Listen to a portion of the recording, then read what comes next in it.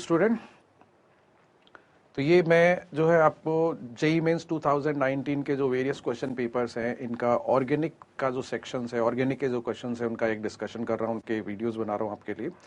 तो ये 10 जनवरी morning shift का क्वेश्चन पेपर है, तो इसके ऑर्गेनिक के क्वेश्चंस जो है हम देख लेते हैं।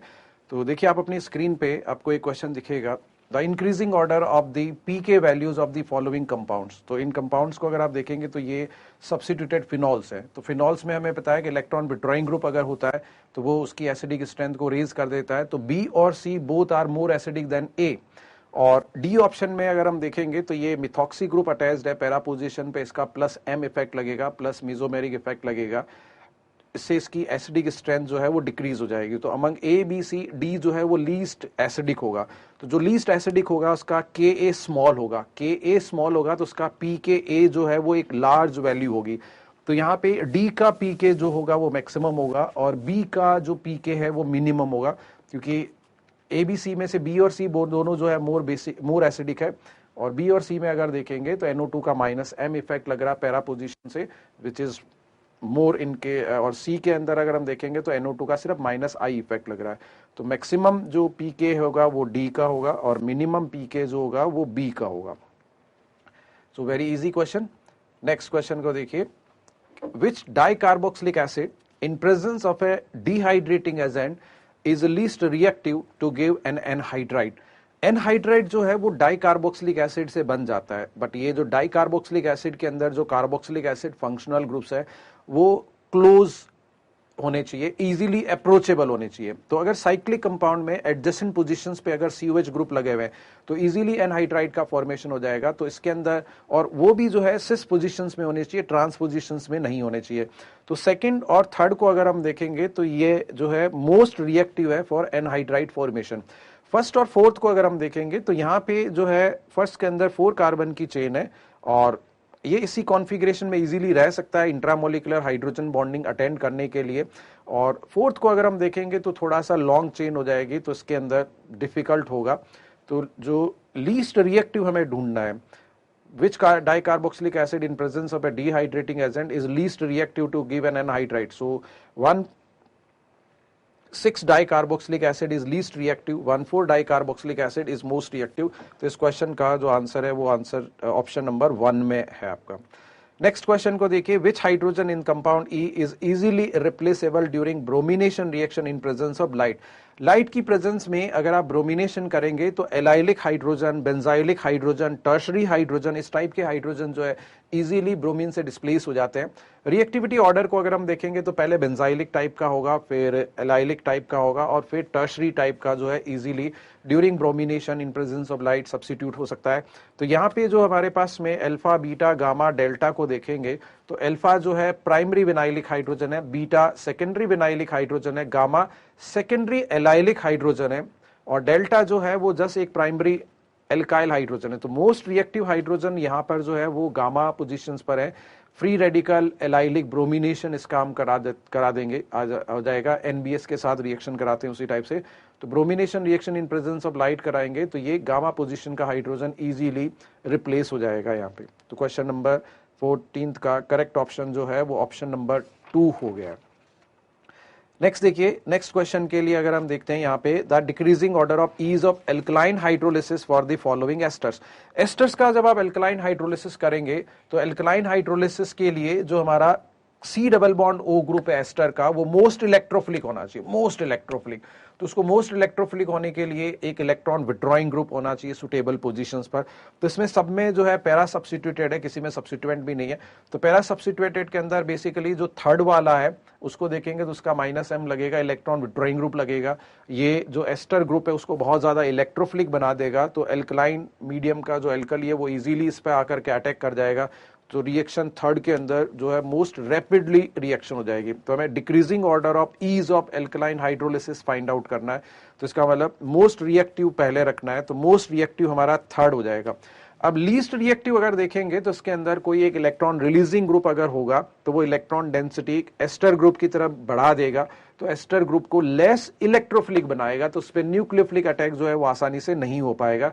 तो फोर्थ के अंदर जो है वो एल्कलाइन हाइड्रोलिसिस बहुत स्लोली प्रोसीड करेगा, तो फोर्थ हमारा लीस्ट रिएक्टिव होगा। तो थर्ड जो है मोस्ट रिएक्टिव होगा, फोर्थ लीस्ट रिएक्टिव होगा। तो इस बेसिस पे जो ऑप्शन नंबर फोर्थ है वो आपका करेक्ट आंसर हो जाएगा। बट बाकी सेकंड और थर्ड को अगर फर्स्ट और सेकंड को अगर हम देखेंगे तो Cl का एक इलेक्ट्रॉन विड्रॉइंग इंडक्टिव इफेक्ट ही लगेगा, बट फर्स्ट के अंदर कोई सब्स्टिट्यूएंट नहीं है, तो हम कह सकते हैं कि third is the most easily hydrolyse हो जाएगा, उसके बाद में सेकंड, देन फर्स्ट और लास्ट में फोर्थ हो जाएगा। तो एक इजी कैटेगरी का क्वेश्चन हो गया ये। नेक्स्ट देखिए क्वेश्चन नंबर 19 को अगर हम देखते हैं, the major product of the following reaction is, इस रिएक्शन के मेजर प्रोडक्ट्स जो है वो क्या होंगे। तो अगेन हमारे पास में एक डाइब्रोमाइड है और 1,3 डाइब्रोमाइड है। 1,3 जस्ट मतलब कह सकता हूं या अल्टरनेट डाइब्रोमाइड कह सकते हैं कि तीन मतलब अल्टरनेट पोजीशंस पे ब्रोमीन जो है वो अटैच्ड है। इसको एक्सेस ऑफ एल्कोहलिक क्यूएच के साथ रिएक्ट करा रहे हैं। तो किसी भी हैलाइड्स को एल्कोहलिक क्यूएच के साथ जब हम रिएक्ट कराएंगे तो यहाँ पे जो है बीटा एलिमिनेशन हो जाएगा, 1,2 एलिमिनेशन हो जाएगा। तो इस बीटा एलिमिनेशन और 1,2 एलिमिनेशन से जो है हम एल्कीन का फॉर्म कर देंगे। और जब भी मैंने बताया कि जिस कार्बन से हेलोजन रिमूव करेंगे उसके एडजेसेंट कार्बन से हाइड्रोजन रिमूव कर देंगे, तो एडजेसेंट कार्बन से हाइड्रोजन रिमूव करेंगे और एक से ज्यादा पॉसिबिलिटी होगी तो सेडजेप्स प्रोडक्ट को कंसिडर कर लेंगे। तो यहाँ पे मैं स्ट्रक्चर बनाता हूं और फिर देखते हैं कि क्या वेरियस पॉसिबिलिटीज को हम कंसिडर कर सकते हैं, कहां से क्या प्रोडक्ट बनना चाहिए।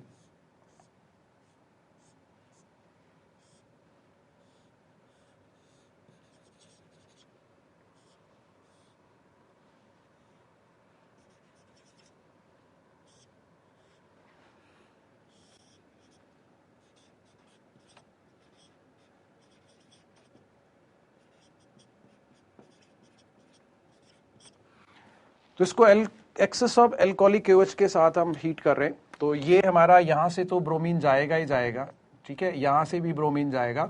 अब हाइड्रोजन कहां से निकलेगा ये हम ढूंढ सकते हैं। तो हाइड्रोजन जो है हमारे पास में एक इस पोजीशन पे हाइड्रोजन लगा हुआ ये जा सकता है, एक इस पोजीशन पे हाइड्रोजन लगा हुआ ये जा सकता है, और एक ये इस पोजीशन से हाइड्रोजन लगा हुआ ये जा सकता है। तो आपको बेसिकली जो है वो सेडजेप्स प्रोडक्ट को कंसीडर करना है। तो एक डबल बॉन्ड पहले से बना वाला बेंजीन रिंग है, इस बेंजीन रिंग के अंदर खूब सारे डबल बॉन्ड है और यहाँ पे डबल बॉन्ड और बनने जा रहे हैं। तो ये जो डबल बॉन्ड बनेगा वो उसी के कॉन्जुगेशन में बनेगा, so that more stable product बन सकता है। तो पहला डबल बॉन्ड हम यहाँ पे इसके कॉन्जुगेशन में बना लेंगे।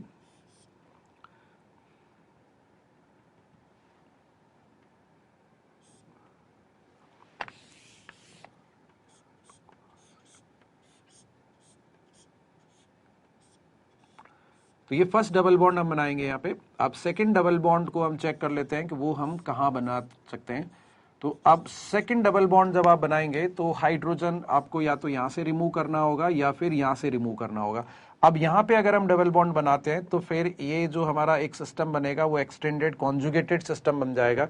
तो इस एक्सटेंडेड कॉन्जुगेटेड सिस्टम के अंदर स्टेबिलिटी सबसे ज्यादा आ जाएगी। तो मेजर प्रोडक्ट जब भी हम बनाएंगे डी हाइड्रोहेलोजिनेशन के अंदर, तो ये जो है हमारा सेडजेप्स रूल के अकॉर्डिंग बनता है।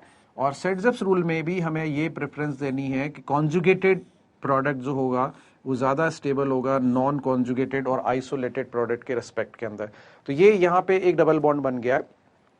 यहाँ पे ये मैटर नहीं करेगा कि आपने ऐसे ऊपर रखा है या नीचे रखा है, क्योंकि ये कोई यहाँ पे सिस ट्रांस टाइप की आइसोमेरिज्म की पॉसिबिलिटीज नहीं है। ये तो जस्ट मतलब एक प्रोडक्ट बना करके दिया हुआ है कि क्या होगा। तो एक डबल बॉन्ड आप यहाँ पे भी बना सकते हो और फिर इस डबल बॉन्ड पे जो है वो इथाइल ग्रुप प्लेस्ड कर सकते हो, कैसे भी बना सकते हो, इसमें कोई जो है चेंजेस नहीं है, सेम ही प्रोडक्ट है, यहाँ पे कोई आइसोमेरिज्म यहाँ पे नहीं होगी।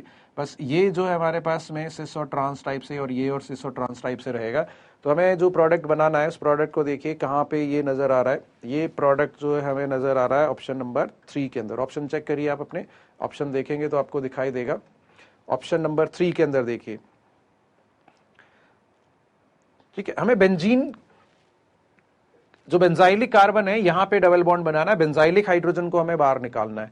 तो ये जो है आपको दो ही ऑप्शन में दिखाई दे रहा है, एक ऑप्शन नंबर 2 में दिख रहा है और एक ऑप्शन नंबर 3 में दिख रहा है। ऑप्शन नंबर 1 के स्ट्रक्चर और ऑप्शन नंबर 4 के स्ट्रक्चर को तो वैसे ही रूल आउट कर देंगे, ऑल्दो ऑप्शन नंबर 4 का जो कॉन्जुगेटेड है, ऑप्शन नंबर 1 का भी कॉन्जुगेटेड है, बट ये दोनों बेंजीन रिंग के डबल बॉन्ड के साथ कॉन्जुगेटेड नहीं है, तो इसलिए इसको छोड़ देंगे। तो बेंजीन रिंग के साथ जो कॉन्जुगेटेड होंगे उनको कंसिडर करेंगे। तो बेंजीन रिंग के साथ जो कॉन्जुगेटेड है वो एक ये है, ऑप्शन 3 में गिवन है, और एक ऑप्शन 4 में गिवन, 2 में गिवन है। ऑप्शन 2 में जो गिवन है वो नेक्स्ट डबल बॉन्ड पहले डबल बॉन्ड के साथ कॉन्जुगेशन में नहीं है, तो ये वैसे ही हमारा जो है डिस्कार्ड हो जाएगा, रिजेक्ट हो जाएगा। सो इजी टाइप का क्वेश्चन है। नेक्स्ट क्वेश्चन की तरफ अगर हम मूव करते हैं तो ये हमारे पास में एक correct structure of product P in the following reaction जो है, तो ये एक डाइपेप्टाइड गिवन है, ASN और सेरीन जो हमारे पास में एक अमीनो एसिड्स का डाइपेप्टाइड है, इसको एक्सेस ऑफ एसिटिक एनहाइड्राइड के साथ रिएक्ट करा रहे हैं NET3 की प्रेजेंस में। तो ये जो हम देखेंगे तो यहाँ पे बेस का काम कर रहा है, और जब भी किसी कंपाउंड में NH2 ग्रुप है, अमीन टाइप का NH2, प्राइमरी अमीन टाइप का NH2, और उसके अंदर अगर हमारे पास में एल्कोहलिक OH ग्रुप है, प्राइमरी सेकेंडरी टर्शरी किसी भी टाइप का हो सकता है, प्राइमरी की रिएक्टिविटी सबसे ज्यादा होती है। तो ऐसे केसेस में जितने भी प्राइमरी अमीन टाइप के NH2 ग्रुप है या प्राइमरी और सेकेंडरी अल्कोहल टाइप के, टर्शरी अल्कोहल टाइप के जो OH ग्रुप है, इन सबको हटा करके हमें जो है ये O ग्रुप जो है प्लेस कर देना चाहिए। तो यहां पे अगर हम देखेंगे कोई भी कंपाउंड है जिसके पास में OH ग्रुप है, एल्कोहलिक OH ग्रुप, या इसके पास में ये अमीन टाइप का ग्रुप है, प्राइमरी सेकेंडरी टर्शरी किसी भी टाइप का हो सकता है, हम कार्बोक्सिलिक एसिड वाले OH को कंसीडर नहीं कर रहे हैं, हम अमाइड वाले NH2 ग्रुप को कंसीडर नहीं कर रहे हैं, इन दोनों को कंसीडर नहीं कर रहे हैं। इस टाइप का अगर ग्रुप है किसी के पास में और उसको एनहाइड्राइड के साथ अगर हम रिएक्ट कराएंगे तो इसका एसिटाइलेशन हो जाएगा, एसिटाइलेशन होगा इसका। ये जो NET3 है ये एक बेस का काम करेगा, एसिडिक रिएजेंट इसमें बनेगा।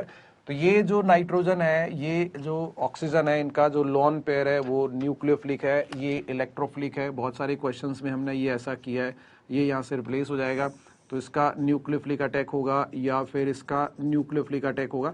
दोनों अगर एक साथ होंगे तो दोनों में ऐसी रिएक्शंस हो जाएगी। और ये जो OH ग्रुप है तो इसका न्यूक्लियोफिलिक अटैक यहाँ पर होकर के ये एसिटेट ग्रुप बन जाएगा, OH बिकम एसिटेट, या फिर ये जो है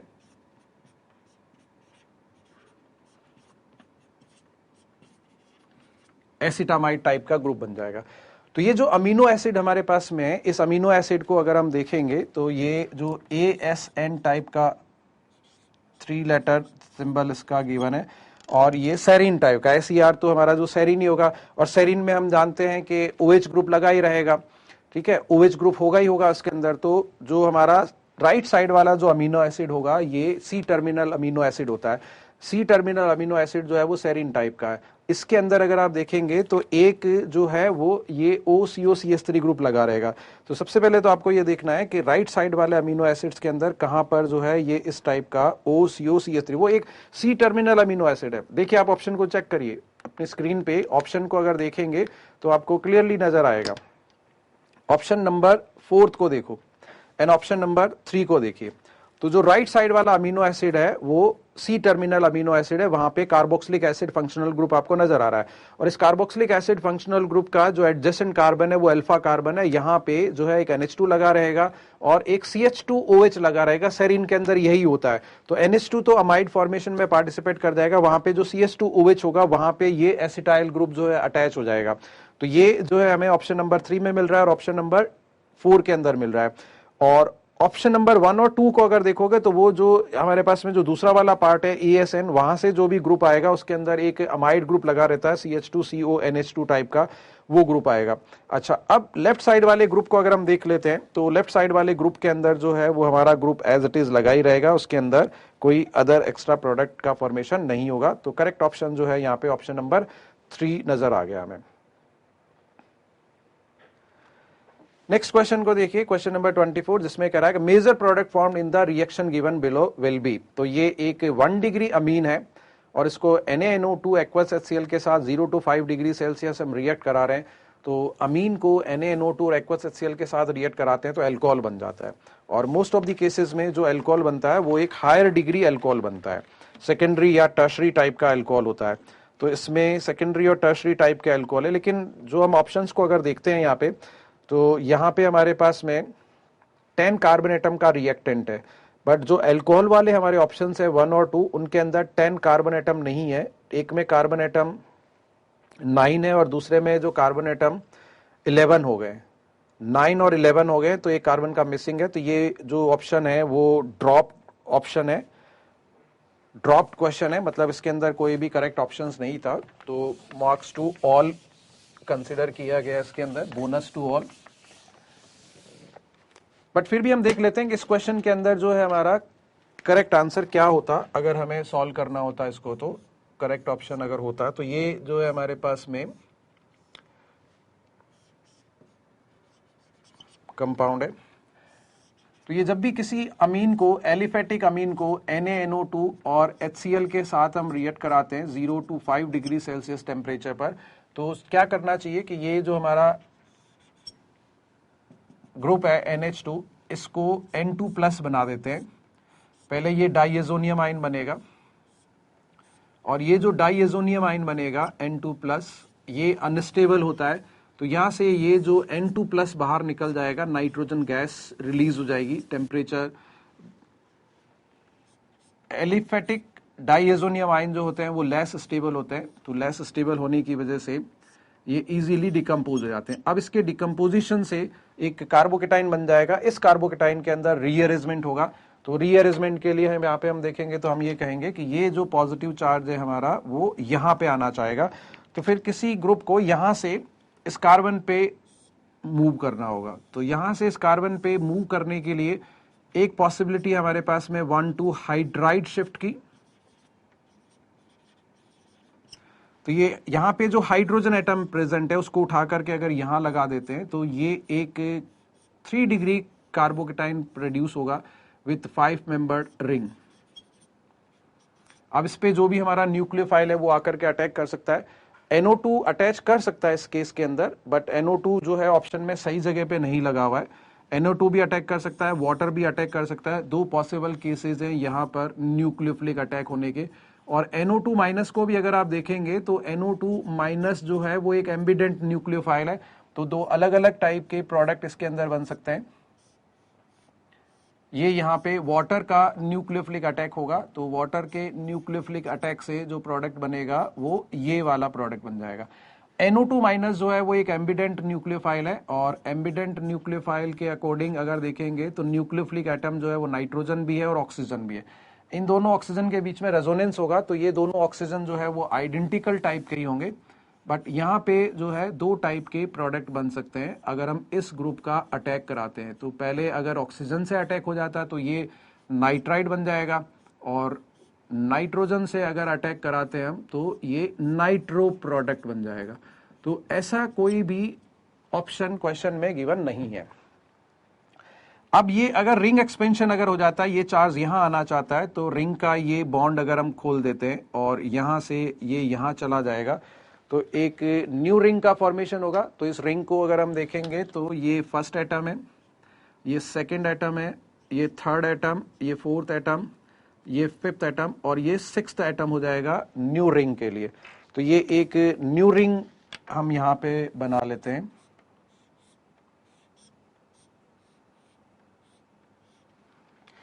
ये इसके अंदर चला जाएगा और इस न्यू रिंग के अंदर जो नंबरिंग है, ये फर्स्ट एटम हो गया, ठीक है, यहां से करते हैं, ये फोर्थ है, ये फिफ्थ है और ये सिक्स्थ है, ये थर्ड हो गया, ये सेकंड हो गया और ये फर्स्ट हो गया हमारा।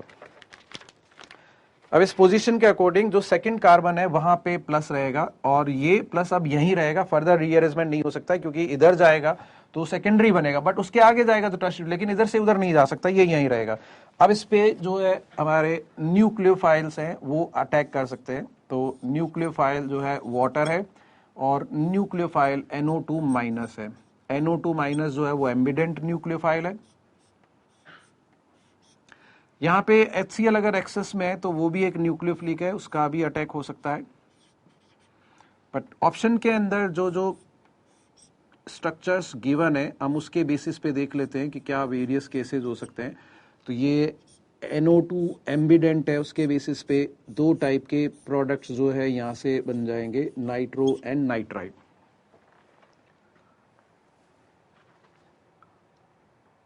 तो यहां पे हमारे पास में 6, 7, 8, 9 और 10 कार्बन एटम थे, तो 10 कार्बन वाले प्रोडक्ट हमें बनाने। तो ऐसा कोई भी स्ट्रक्चर जो है ऑप्शन में गिवन नहीं है, तो ये क्वेश्चन जो है ड्रॉप हो गया था, सभी को मार्क्स मिल गए इस पेपर के अंदर। नेक्स्ट क्वेश्चन देखिए, आपकी स्क्रीन पे इसमें कोई भी अप्रोप्रिएट ऑप्शंस नहीं है। तो नेक्स्ट क्वेश्चन जो है, major product of the following reaction is. तो ये एक हमारे पास में एरोमेटिक ईथर है और एक साइड चेन है जिसमें CH2Cl लगा हुआ है, उसको एनहाइड्रस एल्यूमिनियम क्लोराइड के साथ ट्रीट कर रहे हैं। फिर जो भी प्रोडक्ट ऑब्टेन्ड हो रहा है उसको Cl के साथ हमने वाटर के साथ रिएक्ट करा दिया, एक्वस फेज में रिएक्शन हो गई है। तो क्या प्रोडक्ट ऑब्टेन्ड हो रहा है इसको हमें देखना है। तो मेजर रिएक्शन तो यहाँ पे फर्स्ट स्टेप से ही हो जाएगा हमारा।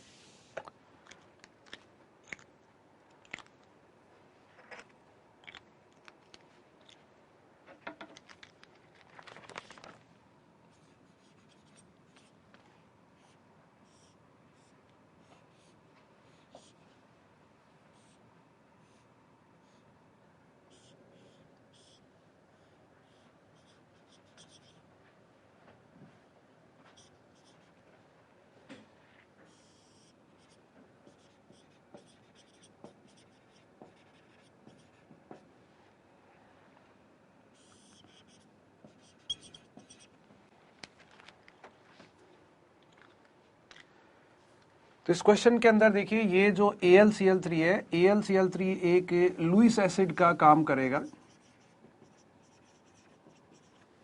और यहाँ पे ये जो क्लोरीन है वो लुईस बेसिक हो जाएगा। जिसके पास भी लॉन पेयर है वो लुईस बेसिक, जिसके पास वैकेंट ऑर्बिटल है वो लुईस एसिड।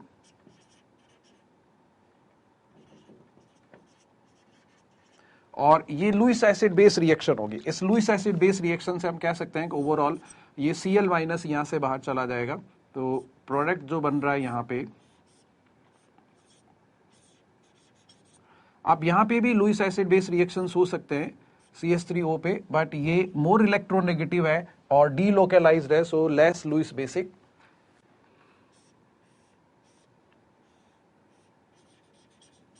ये पॉजिटिव चार्ज आ गया। कहीं पे भी कार्बोकेटाइन अगर बनता है तो आपको चेक कर लेना है कि इस कार्बोकेटाइन में रीअरेंजमेंट होगा कि नहीं होगा, और रीअरेंजमेंट के लिए जस्ट ये देखना है कि ये प्लस अगर अपनी एडजेसेंट पोजीशन पे अगर होता तो क्या हो जाता। तो ये ज्यादा स्टेबल हो जाता, 3 डिग्री बन जाता, तो यहां से एक हाइड्रोजन शिफ्ट कर जाएगा, तो ये एक हाइड्राइड शिफ्ट बनेगा। इस हाइड्राइड शिफ्ट से न्यू इंटरमीडिएट का फॉर्मेशन हो जाएगा। ये जो एक कार्बोकेटाइन बनने जा रहा है, इस कार्बोकेटाइन का बेंजीन रिंग पर अटैक हो सकता है। ये दो CH3 जो है यहां पे लग जाएंगे, 2 कार्बन की और चेन है, और ये आ गया हमारा पॉजिटिव चार्ज।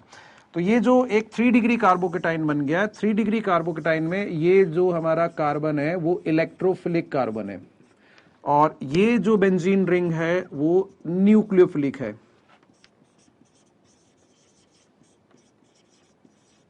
और ये जो CH3O है इसको और ज्यादा न्यूक्लियोफिलिक बना रहा है, और हम ये कहेंगे कि ये जो ग्रुप हमारे पास में लगा हुआ है वो activating and ortho and para directing type का ग्रुप है। Activating and ortho and para directing type का ग्रुप है। तो इसकी वजह से जो है हमारे पास में ये जो ऑर्थो पोजीशन है, यहां पे किसी का न्यूक्लियोफिलिक अटैक हो सकता है, ठीक है, इलेक्ट्रोफिलिक अटैक हो सकता है, यहाँ पे किसी का इलेक्ट्रोफिलिक अटैक हो सकता है। तो जैसे मैंने पहले भी कहा था कि दो ग्रुप के बीच में थर्ड ग्रुप की एंट्री बिल्कुल भी नहीं होगी। ये यहाँ से घूम करके अगर यहाँ अटैक करना चाहेगा तो वो फिजिबल नहीं है, तो वो इतना ज्यादा स्पॉन्टेनियस नहीं होगा, एक्सेप्टेबल नहीं होगा। तो ये ऑर्थो एंड पैरा पोजीशन पे इसको वेलकम कर रहा है, बट ये हम रूल आउट कर देंगे क्योंकि स्टेरिक क्राउडिंग की वजह से ये पॉसिबल नहीं है। और ये बिल्कुल नियरेस्ट पोजीशन है, यहाँ पे अटैक कर जाएगा, इसकी पैरा पोजीशन भी है, और ये स्ट्रक्चरली जो है फेवरेबल भी है। तो यहाँ पे जब ये अटैक करेगा तो ये पाई बॉन्ड बाहर निकल जाएगा। H2O जो बेसिकली यहाँ से H+ आयन रिमूव करने का काम कर रहा है, H+ आयन जो है वो रिमूव करने का काम कर रहा है और कुछ नहीं कर रहा है H2O। ऐसा H2O का और कोई रोल नहीं है डीप्रोटोनेशन करने के लिए हमें, क्योंकि ये जो इंटरमीडिएट बन जाएगा, इस इंटरमीडिएट से H+ आयन रिमूव करने के लिए हमें चाहिएगा। तो मैं जैसे सपोज यहाँ पे अटैक कराता हूँ और फिर बताता हूँ आपको कि H+ आयन क्या कर रहा है, H2O क्या कर रहा है, सॉरी। तो ये यहाँ पे अटैक कर गया, यहाँ पे एक ये हाइड्रोजन लगा हुआ है और ये पॉजिटिव चार्ज आ गया। तो ये कंपाउंड एरोमेटिक कैरेक्टर गेन करने के लिए इस H को यहां से हटा देगा। तो H को हटाने के लिए हमने वाटर यूज किया है। वाटर अपना इलेक्ट्रॉन पेयर जो है इस H को डोनेट करेगा, तो H को इलेक्ट्रॉन पेयर मिल जाएगा, तो ये इस बॉन्ड का इलेक्ट्रॉन पेयर छोड़ देगा और ये एरोमेटिक कैरेक्टर जो है रीगेन कर लेगा और फाइनल प्रोडक्ट जो एक्सपेक्टेड है वो बन जाएगा।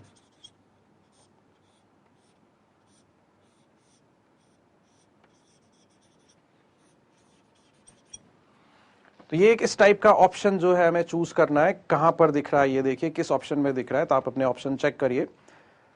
तो ऑप्शन चेक करेंगे तो ये आपको नजर आए, जैसे ऑप्शन नंबर 4 को तो हमें रूल आउट कर देना है, ऑप्शन नंबर 4 को रूल आउट कर देना, ये इस टाइप के अटैक से होगा। तो ऑप्शन नंबर 4 नहीं, 5 मेंबर रिंग बनानी है, तो 5 मेंबर रिंग वाले 2 और 4 में आपको नजर आ रहे हैं। तो ऑप्शन नंबर 4 को हमने रूल आउट कर दिया कि यहां से जाके अटैक नहीं करेगा। ऑप्शन नंबर 2 हमारा करेक्ट है। ऑप्शन नंबर 1 और 3 को हम कंसिडर नहीं करेंगे, क्योंकि 1 और 3 को अगर आप देखते हो तो उसके अंदर जो है CH2 से अटैक होने से जो हमारे पास में अटैक तो हो सकता है, लेकिन वो 1 डिग्री है, तो 1 डिग्री से 1 2 3 4 5 6 मेंबर रिंग बनेगी, मोर स्टेबल रिंग बनेगी। बट जिसके अटैक से बन रही है वो लेस स्टेबल है, ये लेस स्टेबल है, ये मोर स्टेबल है। तो फाइनल प्रोडक्ट इसी के अकॉर्डिंग बनेगा, फाइनल प्रोडक्ट इसी के अकॉर्डिंग बनेगा, जो कि हमने यहाँ पे बनाया हुआ है फाइनल प्रोडक्ट, और फिर ये यहाँ चला जाएगा। तो ये हमारे पास में जो है क्वेश्चन आ गया, और नेक्स्ट कोई क्वेश्चन इस स्लाइड के अंदर है नहीं। तो ये सारे जो है हमने क्वेश्चंस डिस्कस कर लिए। जेईई मेंस 2019 के 8 क्वेश्चंस पेपर्स के ऑर्गेनिक के सारे क्वेश्चंस का डिस्कशन किया है। तो आप इन सब को देख करके अपनी प्लानिंग करिए, रिवीजन करिए, अच्छी तरीके से प्रिपेयर करिए बोर्ड के लिए भी, और जेईई मेंस 2019 अप्रैल में जो सेशन होना है उसके लिए भी। आप वीएमसी का यूट्यूब चैनल जो है उसको सब्सक्राइब करिए, लाइक करिए, और कुछ आपके कमेंट्स है तो उनको आप लिखिए, कुछ भी उसको आपको हेल्प चाहिए तो सजेस्ट करिए। Definitely we will do something for you. Thank you very much for watching this video.